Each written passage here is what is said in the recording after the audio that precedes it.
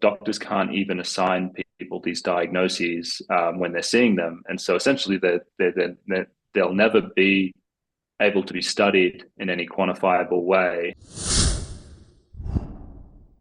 Brings me on to the second part that I wanted to say in response to the previous section, which is you've got the rolling the dice element in the initial stages, but then also you've got the fact that they're not being studied long term, is that there's no real measurable way to say, okay, well, we've got, I don't know, 10 million people currently taking a benzo in this country or this city or country, I guess, but X amount have been injured within this time period, therefore the others are safe. Because I've seen it through people that I've connected with, in the community, whom the benzos were safe for say 10 years, and then they went into tolerance.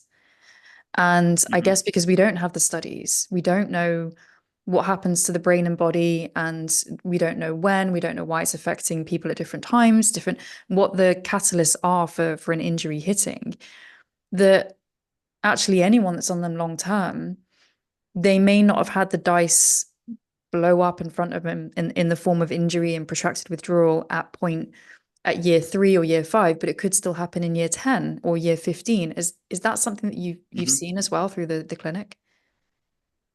Yeah, I've seen that happen. Some people, I'm treating a lovely woman right now who has hereditary essential tremor, who took the drug for 3 decades before she had a problem. And the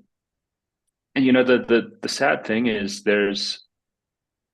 we can't even do studies with databases, where you could go to an insurance database or a hospital database and say, okay, well, how many people came in here with protracted withdrawal?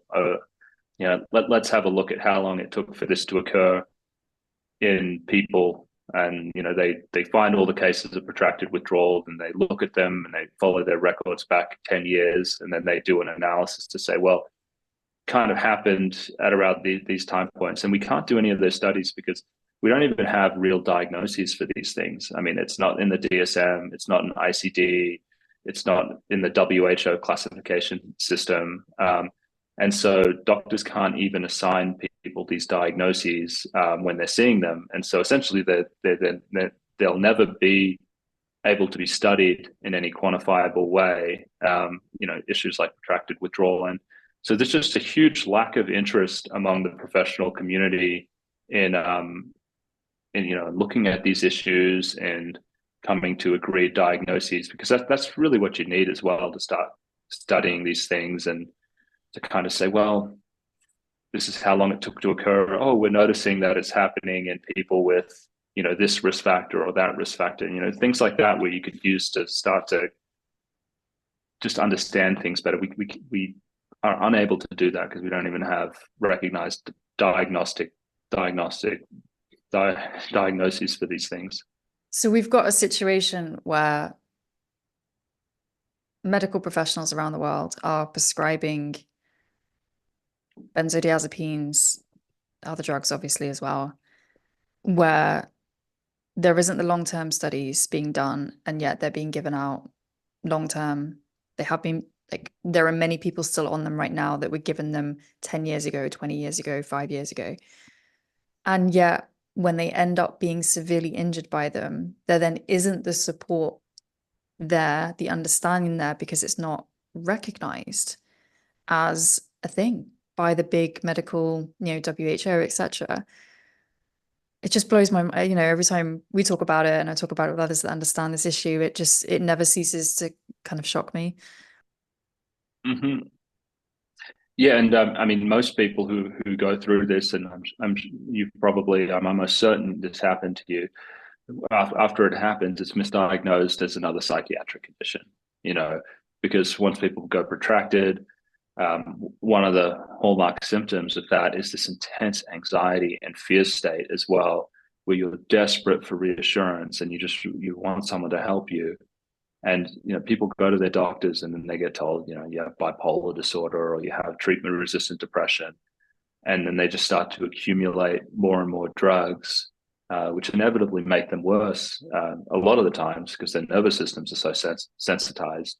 And And yeah, so you have people who get hurt. The doctors don't know what's happened to them, and so they end up misdiagnosed with a whole range of other psychiatric conditions. And it's like a, it's a horror show. I mean, that's what I do now. Most of the people that come to me, they're protracted, and then they've been put on 3 or 4 additional meds, and they're trying to dig themselves out of the hole. That's a really common patient of mine. I mean, where it's speechless, because I know through my own experience how horrific it was with dealing with the one pill that I was on, the one benzo that I was on for 4 years, and just know so many people that have been polydrugged and been in that situation where they've gone to the doctors and they are communicating the effects of this injury to the doctors, and then as you say, they're being given other pills and other drugs, and it's the quicksand that just keeps kind of going beneath their feet, and they've got no stable ground of support. What are the biggest challenges that people that are trying to taper off these medications, what are they facing when they come to your clinic? I mean, the biggest challenge that I see is that a lot of these people are completely disabled. They've gone from being functional a lot of the times to now being out of work, being unable to care for their children. And at least at the start, so much of it is getting people disability. It's educating their family and telling them what's happened, getting them support within the house, because you're taking someone who was healthy and now a lot of the times they're significantly disabled. Some people are lucky enough to be able to still work, but the bad cases, they're not able to do any of that. I mean, after we kind of get them the support they need to just, not, lose their homes or, have their families fall apart, we remove a lot of the drugs that are harming them. I mean, some people with protracted withdrawal injuries, they end up on antipsychotics, they end up pacing with akathisia. People with these injuries are really sensitive to drugs. And thankfully, you can make a lot of people feel a lot better by just removing drugs which are irritating their nervous system. And so we then do that. But eventually we get to a point where we're just doing a slow taper, and a lot of the work that we're doing with people is cheerleading them, reassuring them, telling them it's going to get better, helping them with respite for their families if they need it, and making sure they don't make mistakes with their taper and they go too quickly. And we help them, at least in our practice, we have a lot of groups, and so we help them build friends with other people who are going through this, so they can talk to people who understand. And we just wait with them. We just stay by their side after that until the inevitable healing occurs.